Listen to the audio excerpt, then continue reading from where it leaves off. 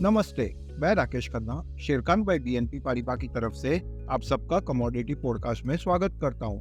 आज जिस कमोडिटी की जानकारी देने जा रहा हूं वो है crude oil. MCX crude oil price 6000 level के ऊपर सेटल हो चुका है और साथ में अपवर्ड ट्रेंड लाइन ब्रेकआउट भी दिया है, जिससे ये पता लगता है कि ट्रेंड बुलिश है।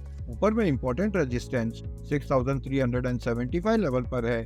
अगर ब्रेक करता है तो 6580 और 6850 लेवल का टारगेट देखा जा सकता है। नीचे में इंपॉर्टेंट सपोर्ट 6150 लेवल पर है। अगर ब्रेक करता है तो ट्रेंड रिवर्सल हो सकता है। प्राइस इंडिकेटर MACD बुलिश है। धन्यवाद।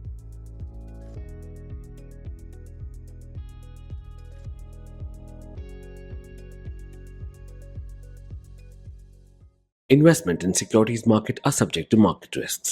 Read all the related documents carefully before investing.